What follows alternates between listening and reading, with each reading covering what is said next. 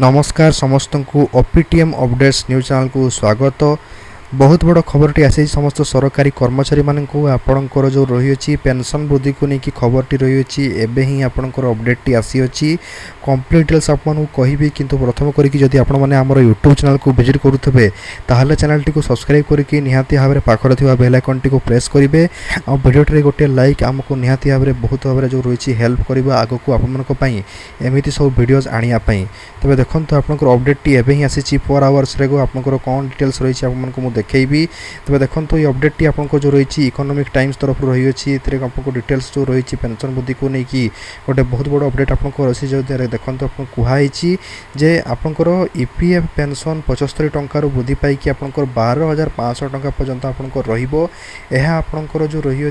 10-33 वर्ष चाकरी मानक केते पेंशन तार कैलकुलेशन एठार दिखाई। तो मनी कंट्रोल रो एक रिपोर्ट अनुसार कैबिनेट अनुमोदन सहित खर्च विभाग ईपीएफ मजूरी सीमा 15,000 टंकार 25,000 टंका को वृद्धि करने एक प्रस्ताव अनुमोदन करिछि। जदि यह कार्यकारी हुए तेज 25,000 टंका पर्यंत मूल दरमा एवं महंगा भत्ता आपंकर जो रही कर्मचारी मैंने बाध्यतामूलक ईपीएफ एवं ईपीएस पेंशन अधीन में आसवे जदिओ यह आपंकर अधिक पीएफ अवदान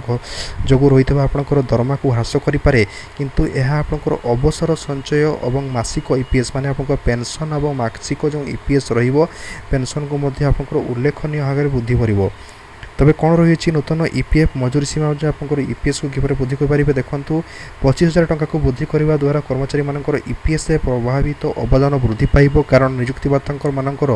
वैधानिक अवदान जोटा कि 8.33% ईपीएस को स्थानांतरित होता है यह मासिक पेंशन को यथेष्ट भाव वृद्धि कर जदिओ ईपीएफ नियुक्तिदाता अवदान से परिमाण ह्रास पाइब जहाँ चूड़ान्त आपंकर ईपीएफ जो कर्पस को सामान्य भाव में ह्रास कर। तेरे वर्तमान नियम अनुसार 15,000 टंका पर्यंत मूल दरमा एवं डीए कर्मचारी माने ईपीएस बाध्यतामूलक सदस्य एवं अति कम रे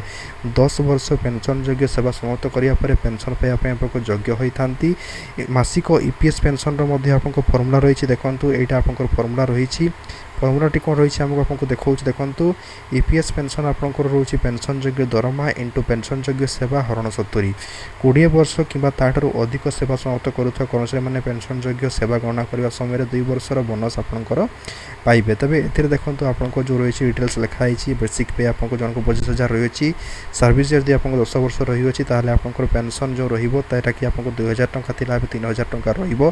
67% आपको पेंशन इंक्रीज रोचे प्रायतः आपको 67% पेंशन इंक्रीज रोचे आप डिटेल कैलकुलेशन आपंकर जो रही जाकि देखिपारे आपंकर ये आर्टिकल टी इकोनॉमिक्स टाइम्स तरफ रोचे गूगल रे आप पेंशन सर्च करेंगे आपंकर प्रथम न्यूज टी